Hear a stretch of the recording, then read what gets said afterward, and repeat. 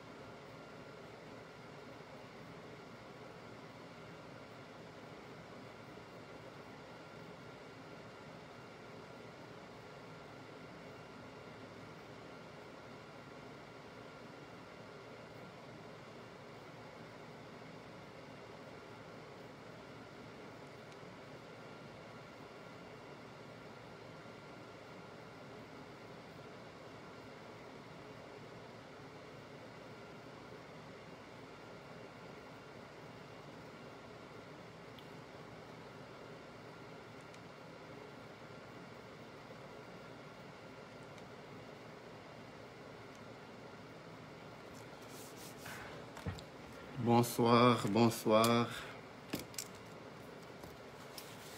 Vous allez m'accorder une petite minute.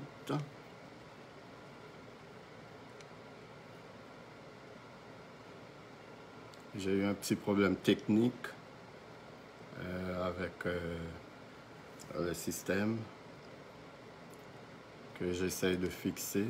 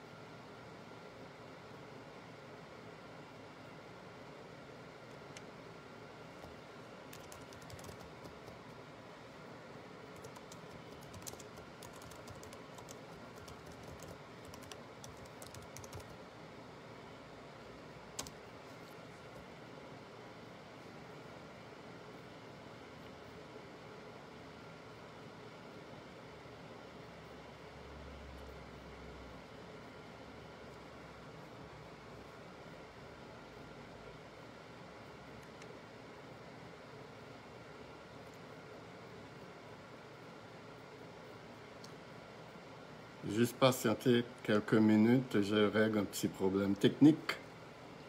Vous savez, la technologie fait souvent défaut et on n'a pas le choix de dealer avec ça. Rien de ce qui est humain n'est parfait, donc il y a des imperfections un peu partout.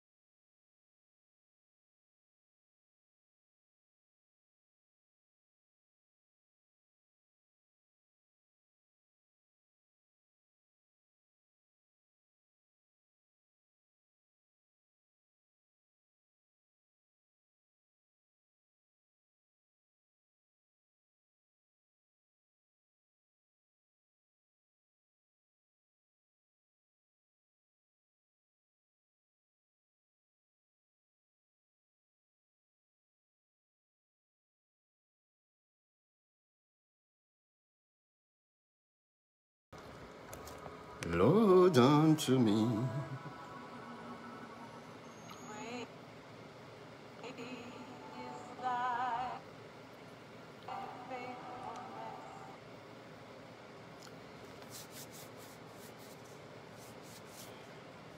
Bonsoir Jana, bienvenue sur ce live. Bonsoir Julianise.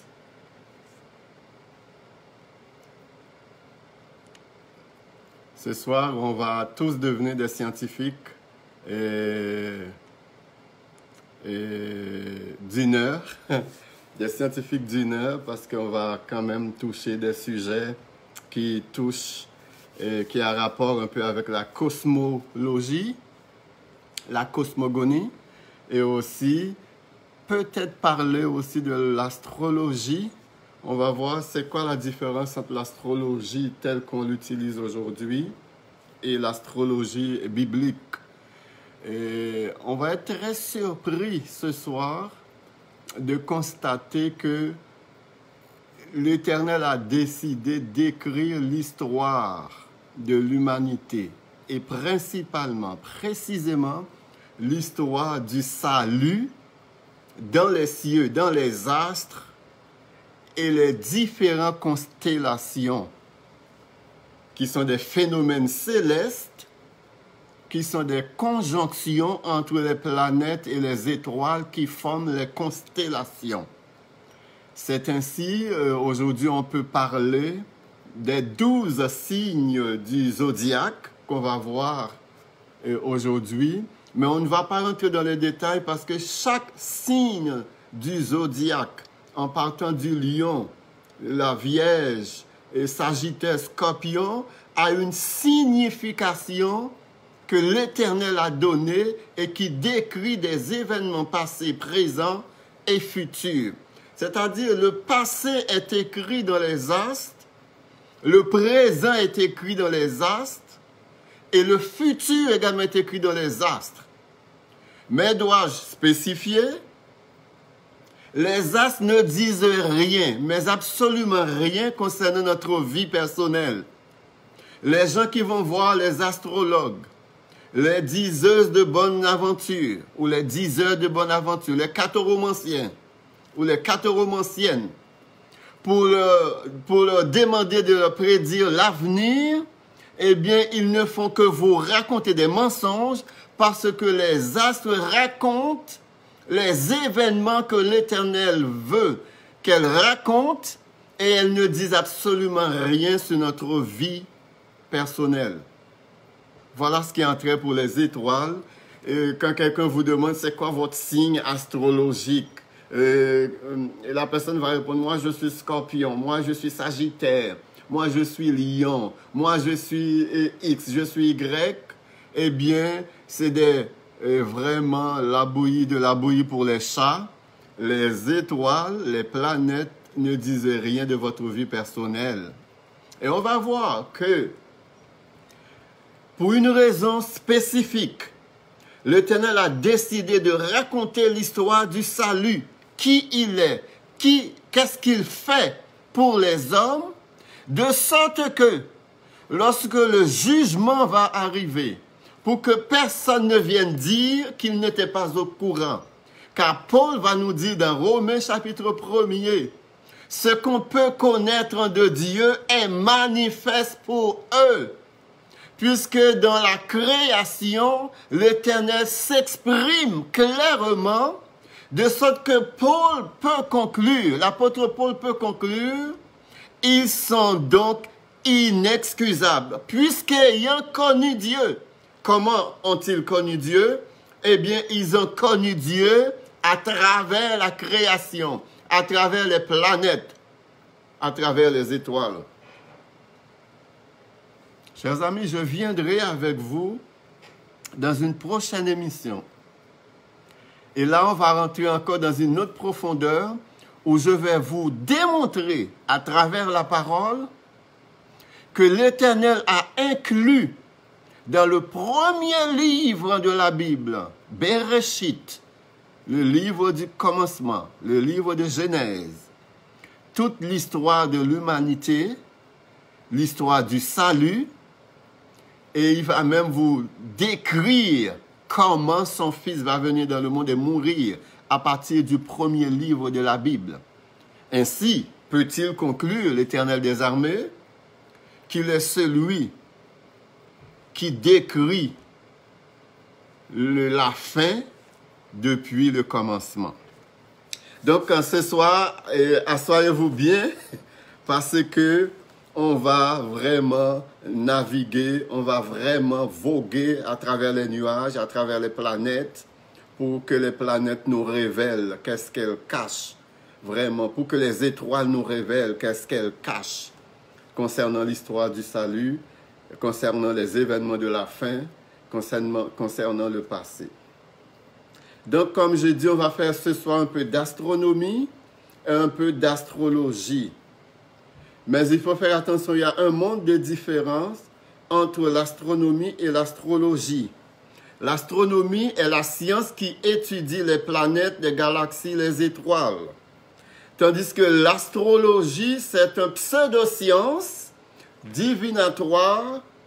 C'est des gens qui vont supposément lire dans les planètes l'avenir des individus qui vivent sur la Terre.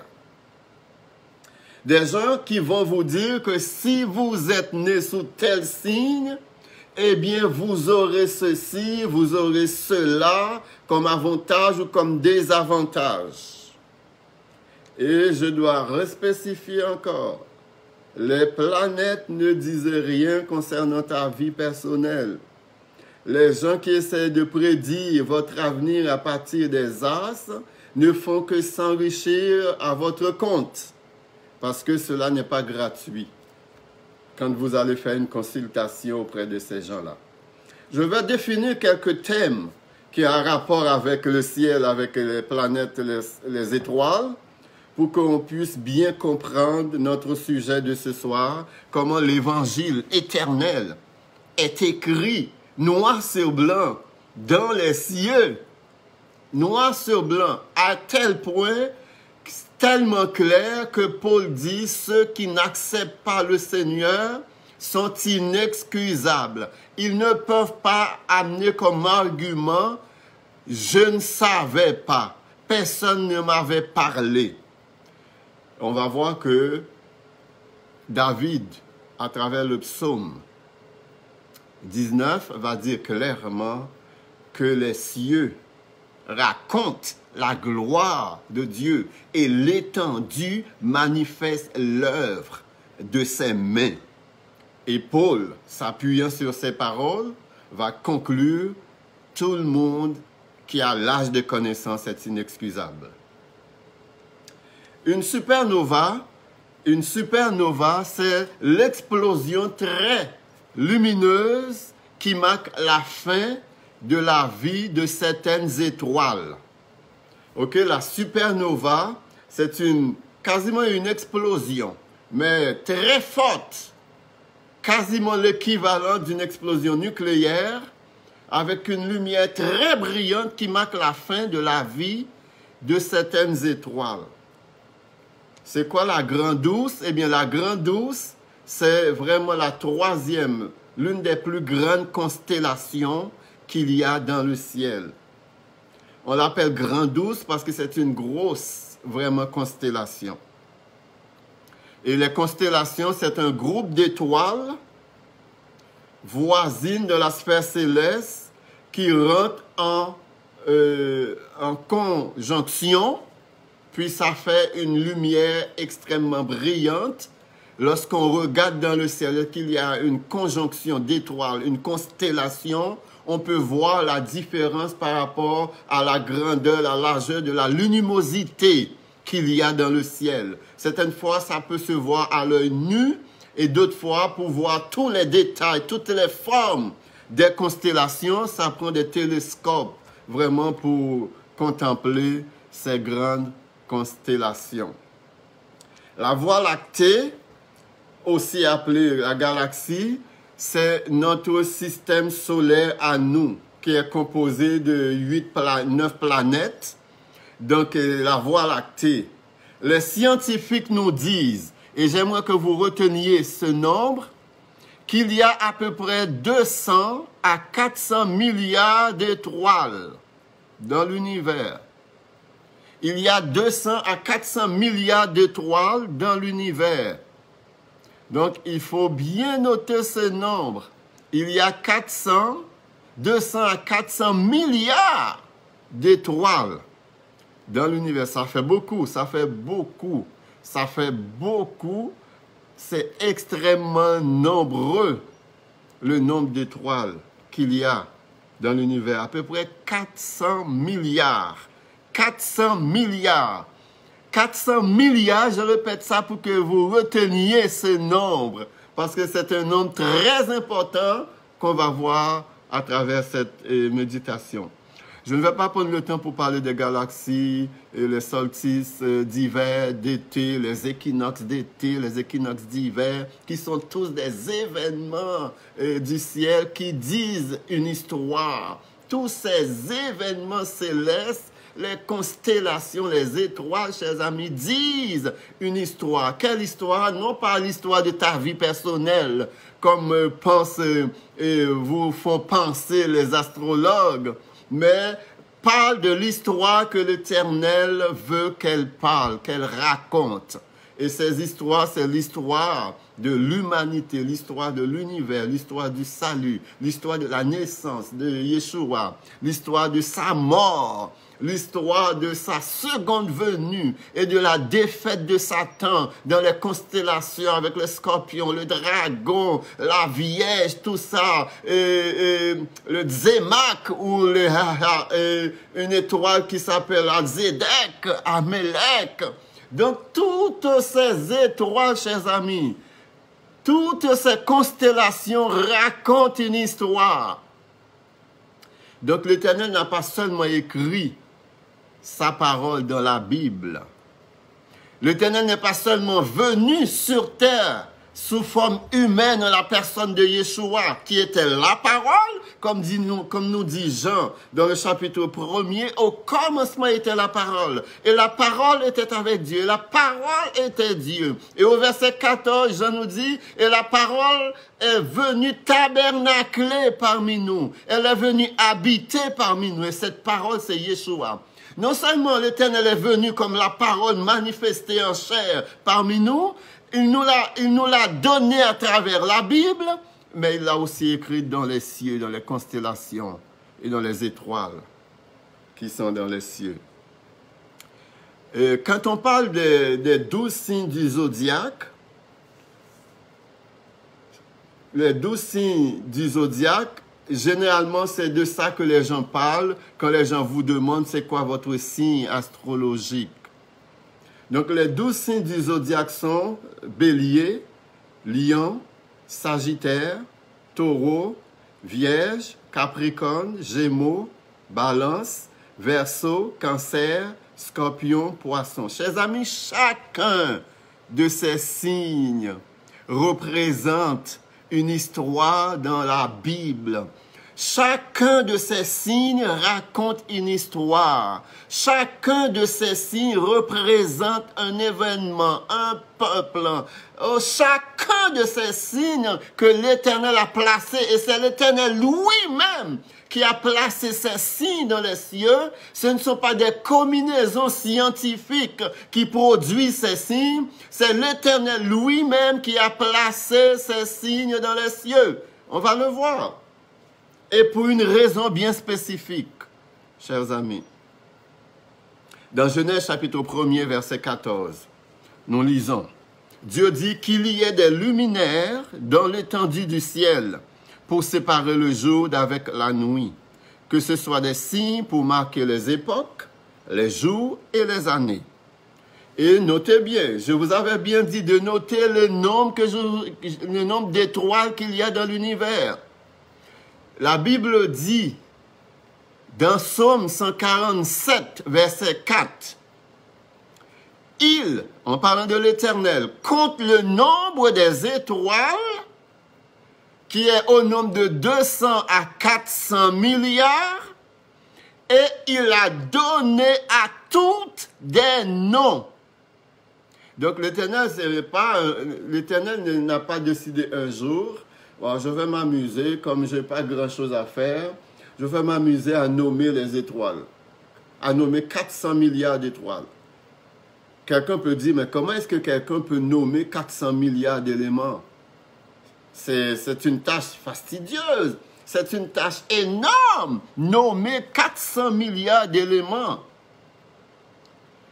Savez-vous combien de temps ça a pris à Adam pour nommer tous les animaux, puisque c'est à lui que l'Éternel a donné cette tâche, de nommer tous les animaux, toutes les espèces qu'il y a dans l'univers. Il y a des centaines de millions d'animaux, de toutes sortes dans l'univers. Et Adam n'a même pas pris une journée pour les nommer. Parce que Adam était avant le péché, son intelligence était opérationnelle à 100%. Donc, ce que tu peux faire, aujourd'hui, on nous dit que l'homme le plus intelligent du monde n'a exploité que 15% de son intelligence. Juste 15%. Et 15%, c'est vraiment les personnes les plus intelligentes, dont je ne fais pas partie. 15% seulement de son intelligence. Imaginez qu'est-ce qu'on peut faire avec 100% de notre intelligence effective. Et imaginez celui qui a créé cette intelligence, qui a une intelligence infinie. Qu'est-ce qu'il peut faire?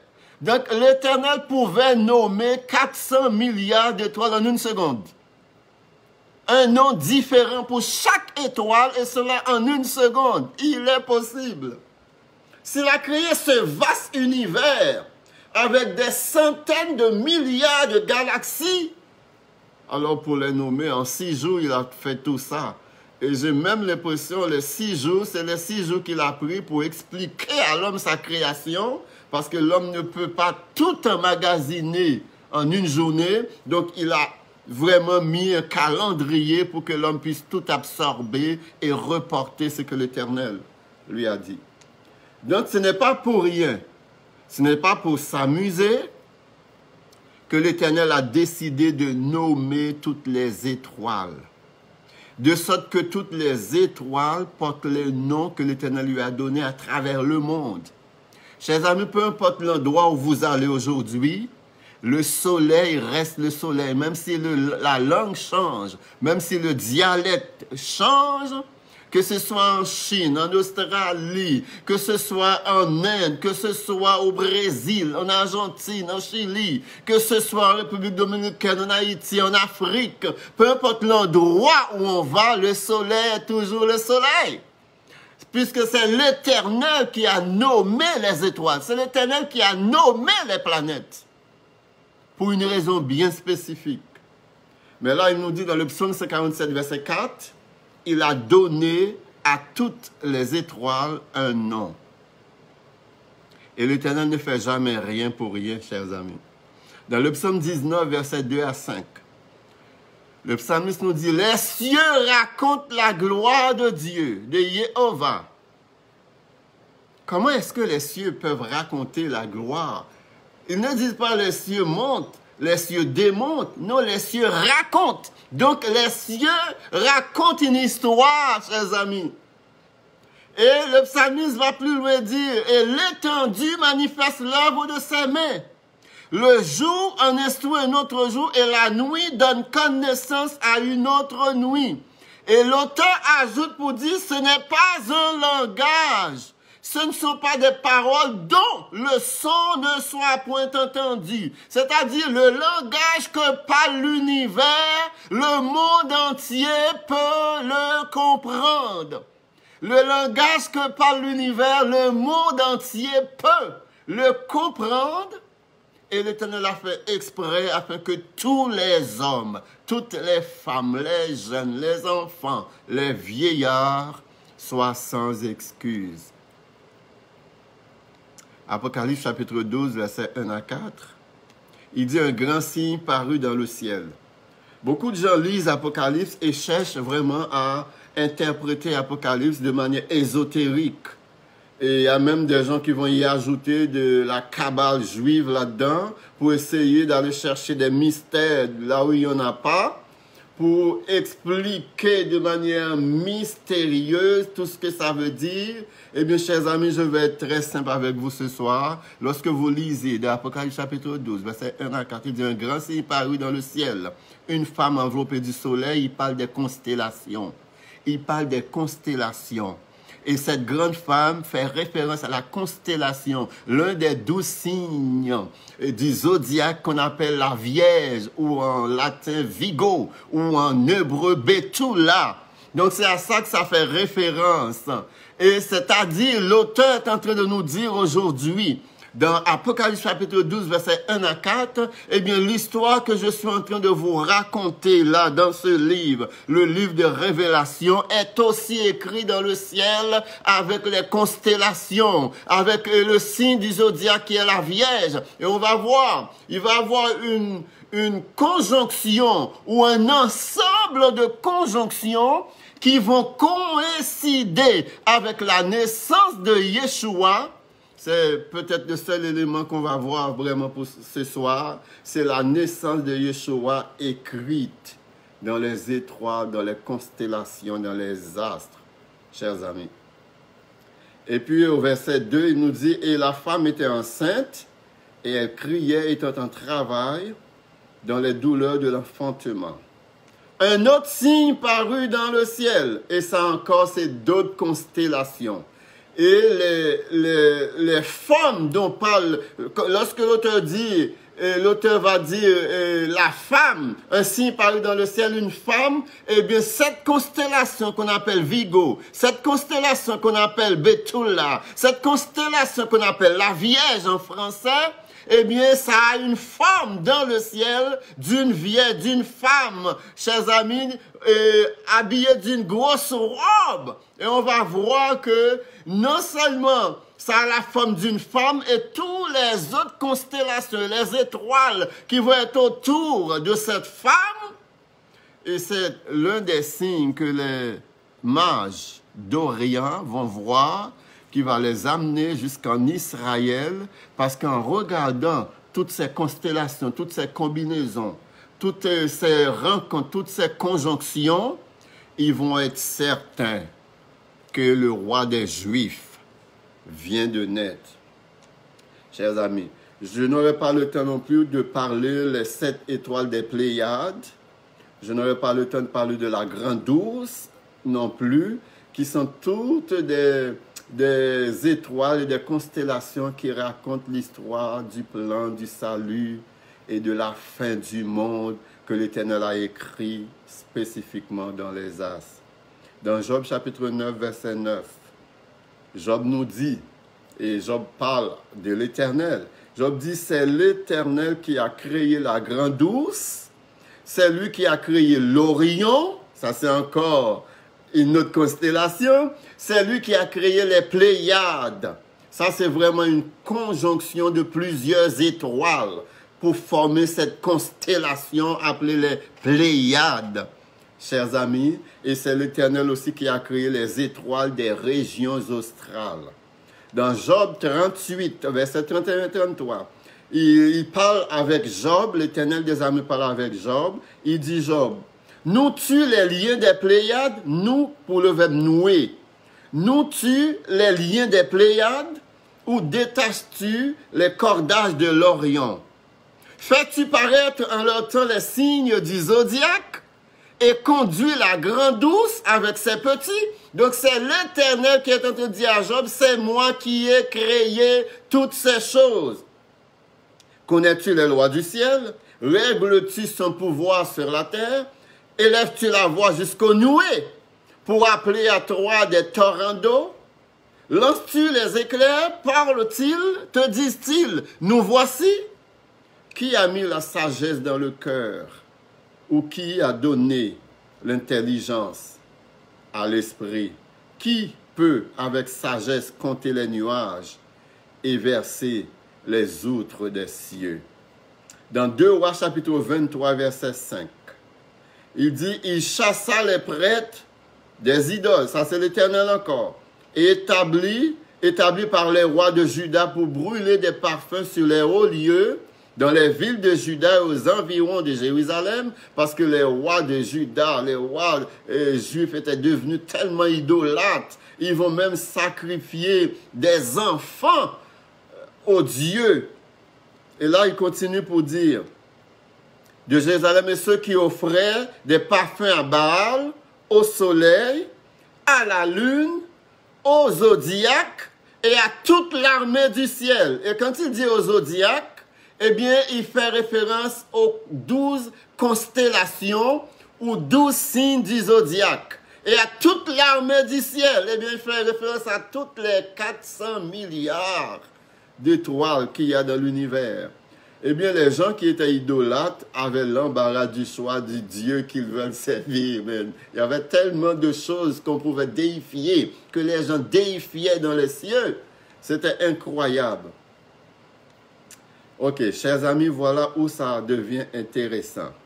Lors de la naissance de Yeshua, il y avait la constellation ou le signe du zodiaque qui s'appelait Betula en hébreu, Vigo en latin, la Vierge en français, et dans la main de Betula, il y avait 5 branches, en hébreu Zemak, 5 branches dans la main de Betula. Et là, on est en train d'annoncer dans le ciel, on est en train d'annoncer dans les constellations et les conjonctions, chers amis, des planètes, des étoiles, on est en train d'annoncer la naissance de Yeshua dans les astres. Donc, dans la main de Betula, il y a 5 branches. Et les 5 branches, chers amis, c'est vraiment une référence au Messie. Et en même temps, une référence aux 5 livres évangéliques du Nouveau Testament. D'aucuns peuvent dire, oui, mais Aurel, il y a juste 4 évangiles dans le Nouveau Testament. Matthieu, Marc, Luc, Jean. Toi, tu dis 5 évangiles. Qu'est-ce que tu veux dire? Chers amis, le mot qui est traduit par Zemak est traduit dans les traductions par branche ou germe. Mais plus spécifiquement, le mot hébreu fait plus référence à branche. Et à chaque fois que l'auteur puisque le 5 mots branche apparaît dans l'Ancien Testament, à chaque fois que les prophètes utilisent le mot gemme ou branche, ils écrivent le mot au complet en majuscule parce qu'ils disent que ça représente quelque chose de grand, quelque chose de puissant, même s'ils ne savaient pas spécifiquement à quoi ça fait référence. Mais par vraiment la vertu du Saint-Esprit, ils ont eu comme une illumination pour écrire ce mot Zemak en lettres capitales. Et la première fois que ce mot est utilisé, c'est dans Jérémie chapitre 23, verset 5. Il dit, « Voici les jours viennent, dit l'Éternel, où je susciterai à David une branche juste. Il régnera en roi et prospérera. Il pratiquera la justice et l'équité dans le pays. » Eh bien, chers amis, je vous ai dit que les 5 branches représentent les 5 évangiles. Eh bien, la première branche que nous trouvons dans Jérémie chapitre 23, verset 5, représente le livre de Matthieu, puisque dans le livre de Matthieu, Yeshua est présenté comme le roi, comme la branche qui est juste, qui est le roi. Il est présenté dans le livre de Matthieu comme le roi. Et la deuxième fois que le mot gemme ou branche apparaît, c'est dans Zacharie chapitre 3, verset 8. Il dit, « Écoute donc, Josué, souverain sacrificateur. » Là, on ne parle pas de Josué dans le désert et Caleb qui ont conduit le peuple après la mort de Moïse. Ça, c'est un autre Josué. Celui-ci était un souverain sacrificateur. « Écoute donc, Josué, souverain sacrificateur, toi et tes compagnons qui sont assis devant toi, car ce sont des hommes qui serviront de signe. Voici, je ferai venir mon serviteur, le germe, la branche. » Dans le livre de Marc, le Zemak, la branche, est décrit comme étant le serviteur. L'évangéliste Marc nous présente Yeshua comme un serviteur. Et la troisième fois que le mot branche, Zemak, en hébreu, est utilisé, c'est dans Zacharie 6, verset 12. Il dit, « Et tu lui diras, ainsi parle l'Éternel des armées, voici un homme dont le nom est branche, germera dans son lieu et bâtira le temple de l'Éternel. Germera dans son lieu et bâtira le temple de l'Éternel. » Eh bien, dans le livre de Luc, l'évangile de Luc, Yeshua est présenté comme le Fils de l'homme. Voici vient le germe, et il germera dans son lieu. Il naîtra dans son lieu. Donc, il est le Fils de l'homme. Il est venu naître sur la terre sur une forme humaine. Il était parfaitement homme et parfaitement Dieu. Jésus n'était pas moitié homme, moitié Dieu. Il était 100% homme et en même temps 100% Dieu, venu sur terre comme étant le Fils de l'homme. Dans la 4e fois que le mot Tzemak, branche, est utilisé, c'est dans Ésaïe chapitre 4, versets 2 et 4. Il dit, « En ce temps-là, la branche de l'Éternel aura de la magnificence et de la gloire, et le fruit du pays aura de l'éclat et de la beauté pour les réchappés d'Israël. » Verset 4. « Après que le Seigneur aura lavé les ordures des filles de Sion et purifié Jérusalem, Yerushalayim, du sang qui est au milieu d'elle, par le souffle de la justice et par le souffle de la destruction. » Dans Jean, chers amis, Yeshua est présenté comme étant le Fils de Dieu, le Fils de Elohim, le Fils de Yehovah Zavaroth. Et la 5e fois que le mot Tzemak, branche, est utilisé, et ce mot n'est utilisé que 5 fois, chers amis, dans toute la Bible, pour faire référence aux 5 évangiles. Nous le trouvons dans Isaïe chapitre 3, chapitre 33, verset 15. « En ces jours et en ces temps-là, je ferai éclore à David une branche de justice. Il pratiquera la justice et l'équité dans le pays. » Eh bien, le 5e évangile, chers amis, auquel je fais référence, c'est le livre de l'Apocalypse. Apocalypse, chers amis, évangile veut dire bonne nouvelle, du mot grec evangelion, qui veut dire bonne nouvelle. Eh bien, pour tous les croyants à travers le monde, le livre de l'Apocalypse est une bonne nouvelle parce que c'est le Messie qui va régner et pendant le règne du Messie, c'est la justice et l'équité qui va vraiment régner. C'est aussi le temps de jugement de l'Éternel car il a remis tout jugement au Fils et le Fils va juger les nations, les hommes de toutes les nations, chers amis. Donc, c'est très important de comprendre cela. La constellation Betula, la Vierge, un des signes du zodiaque, fait référence, chers amis, à la naissance de Yeshua par la Vierge, une femme qui n'avait jamais connu d'homme, par l'opération du Saint-Esprit, déjà écrit dans le ciel avant même la naissance de Yeshua. Donc, dans sa main, il y a 5 branches, et sous ses pieds, il y a la lune, et Vénus et Mars qui rentrent en conjonction. Il y a une étoile au-dessus de sa tête pas loin, qui s'appelle Amalek. Amalek qui veut dire le roi. Et tout proche de sa tête également, il y a une autre étoile qui s'appelle Ariel, le lion.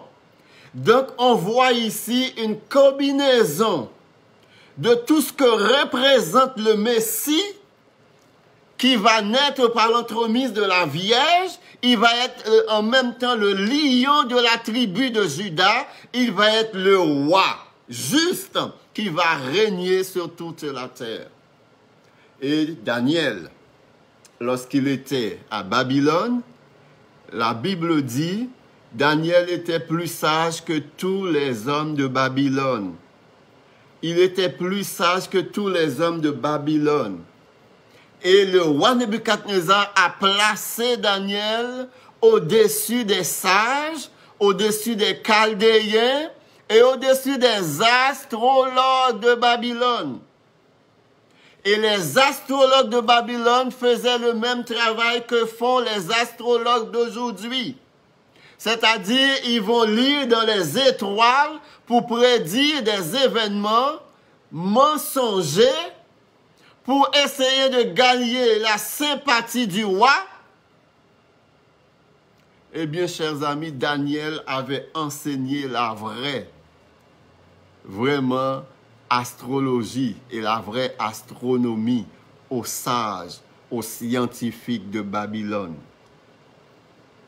Et non seulement Daniel a enseigné cela, mais de génération en génération, ces sages babyloniens et les Juifs également qui étaient à Babylone ont enseigné cela aux générations futures.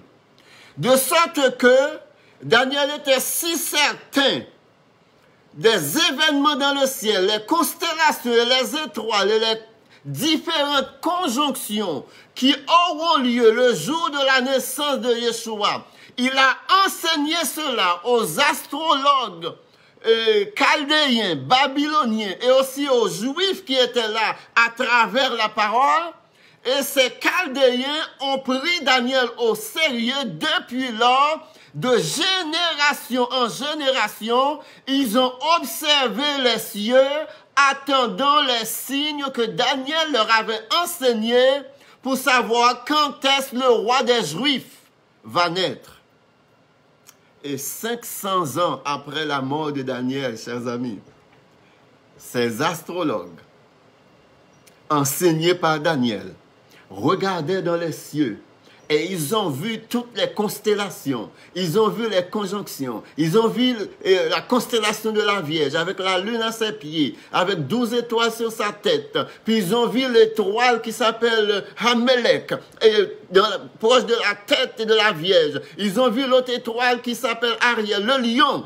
Aussi toutes ces conjonctions, Saturne qui rentre en conjonction avec Jupiter. Eh bien, chers amis, ils ont conclu, ces mages, ces sages, que le roi des Juifs vient de naître sans aucun nul doute. Et sans plus attendre, ils ont réuni une foule d'hommes armés, parce que dans ces temps-là, voyager seul était extrêmement dangereux avec les voleurs de grands chemins, comme aujourd'hui. Et les grands bateaux qui font le commerce dans les mers et dans les mers africaines, qui sont vraiment pris par les pirates, puis voler toutes sortes de biens, kidnapper les gens, puis demander des rançons, surtout les gens qui vivent dans le sud, pas l'Afrique du Sud, mais dans le sud de l'hémisphère vraiment. Et il y a beaucoup de piratage qui se font là-bas. C'était la même chose dans ce temps-là. Les gens n'avaient pas de bateau, ils voyageaient sur les chevaux, des fois à pied, et pendant plusieurs jours.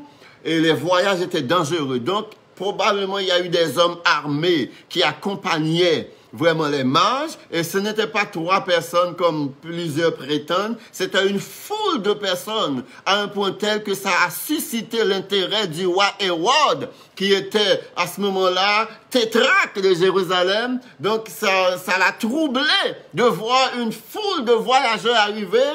Et quelques-uns d'entre eux disent, nous sommes venus chercher le roi des Juifs, car nous avons vu son étoile en Orient, et nous sommes venus l'adorer. C'est pas parce que Yeshua avait une étoile qui porte le nom de, quand on regarde dans le ciel, on voit c'est écrit Yeshua ou Jésus. Non, c'est à cause de tous les signes que Daniel avait donnés. Daniel avait dit à ces gens, lorsque vous voyez toutes ces constellations, lorsque vous voyez la lune, à la place où je vous ai dit, lorsque vous voyez une conjonction entre Jupiter, Vénus, une conjonction entre plusieurs étoiles, lorsque vous voyez Zémak, Hamelech, lorsque vous voyez Ariel, tout cela réuni dans un seul tableau, soyez certains, le roi des Juifs vient de naître. Et Daniel était si sûr et si certain de la parole de l'Éternel qu'il a lu dans les astres, dans les cieux, qu'il a même laissé des cadeaux pour le roi des Juifs qui va naître. Et 500 ans après la mort de Daniel, tout ce que les mages ont apporté à l'enfant Yeshua qui vient de naître, ce sont les cadeaux que Daniel avait laissés pour le roi. Parce que Daniel était un homme fort riche à Babylone et il n'avait pas d'enfant ni de postérité. Donc Daniel a dû laisser ces choses, ces cadeaux précieux pour Yeshua. Et les mages ont fait le grand voyage risqué pour amener tous ces cadeaux-là à Yeshua. Chers amis, je ne sais pas si un jour je ferai ça, mais je passerai à travers toutes les planètes. Je passerai à travers toutes les constellations.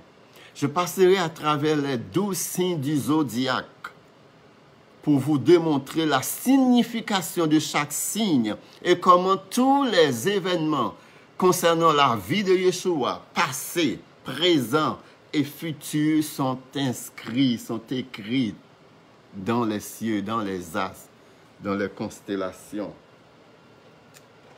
Le temps me manquerait, chers amis, pour vous parler du retour de Yeshua, qui est écrit aussi dans les constellations, dans les astres, dans les cieux, et aussi les combats de la fin qui auront lieu sont aussi inscrits, écrits dans les constellations et dans les étoiles. Je vais juste vous donner un petit aperçu. Dans Apocalypse chapitre 14, versets 14 à 16, il dit, je regardais et voici il y avait une nuée blanche dans le ciel. Une nuée blanche, ça fait référence à une constellation brillante. Vous savez, une constellation, c'est une conjonction de plusieurs étoiles ou de plusieurs planètes qui se croisent. Donc, la luminosité est extraordinaire. Donc, il dit une nuée blanche pour faire référence vraiment à cette constellation. Et sur la nuée blanche était assis quelqu'un qui ressemblait à un fils d'homme. Chers amis, lorsqu'il dit quelqu'un qui ressemblait à un fils d'homme, quand vous regardez cette constellation, vous allez constater, c'est une constellation qui s'appelle Taureau, et quand vous regardez cette constellation, ça a une forme d'homme vraiment. Et à un moment donné, on va voir cette constellation avec une épée dans sa main et ses pieds sur la tête du dragon, chers amis. Et à un moment donné, dans les constellations, dans le ciel, vous allez retrouver ce même taureau avec cette épée qui est en train de couper une chaîne qui était dans les pieds de la Vierge pour libérer la Vierge de cette chaîne. Et cette chaîne fait référence au péché. Et la première fois que le Fils de Dieu était venu sur la terre, il était venu pour libérer les hommes de l'esclavage du péché. Pour casser la chaîne du péché, briser la chaîne du péché. C'est pour cette raison, je dois revenir encore là-dessus. Il nous faut tous les croyants authentiques à travers le monde, prendre une journée pour déclarer cette journée internationale de l'abolition de l'esclavage du péché. Les hommes ont journée internationale de l'abolition de l'esclavage. Même si beaucoup qui sont libérés de l'esclavage vont aller en enfer, nous avons besoin de déclarer une journée internationale de l'abolition du péché. Et une fois le péché aboli, eh bien, nous pouvons entrer dans le royaume de Dieu. Parce qu'il y en a beaucoup qui sont libérés de l'esclavage, mais malheureusement qui vont aller en enfer parce qu'ils n'ont pas accepté la libération de l'esclavage du péché. Je préfère être esclave des hommes. Je préfère être esclave des chaînes humaines. Je préfère être esclave physique, mais être libéré spirituellement et entrer dans le royaume de Dieu. Donc, on n'a pas à se réjouir d'avoir aboli le péché, d'avoir aboli l'esclavage. Mais il faut se réjouir d'avoir aboli l'esclavage du péché. Parce que c'est là où ça compte vraiment. Apocalypse 14, verset 14, je regardais, voici, il y avait une nuée blanche, et sur la nuée était assis quelqu'un qui ressemblait à un fils d'homme. Quelqu'un qui ressemblait à un fils d'homme. Sur sa tête, une couronne d'or, et dans sa main, une faucille tranchante. Donc ici, on est en présence de quelqu'un qui vient pour juger. Et un autre ange sorti du temple criait d'une voix forte à celui qui est assis sur la nuée, « Lance ta faucille et moissonne, car l'heure de moissonner est venue. » Là, il parle de jugement, car la moisson de la terre est mûre.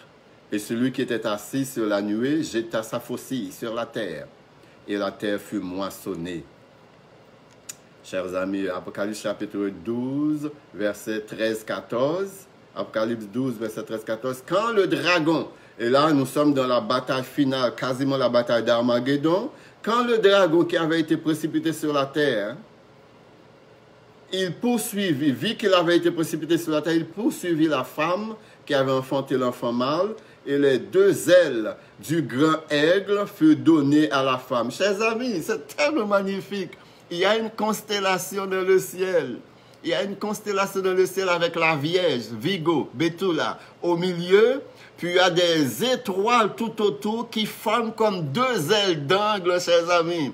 Cela est écrit dans le ciel, dans les constellations. Et quand on regarde cette constellation-là, chers amis, c'est la même chose que Jean est en train de nous décrire. Quand le dragon vit qu'il avait été précipité sur la terre, il poursuivit la femme qui avait enfanté l'enfant mâle. Et les 2 ailes du grand aigle furent données à la femme afin qu'elle s'envolât au désert et vers son lieu où elle est nourrie un temps, des temps et la moitié des temps, loin de la face du serpent.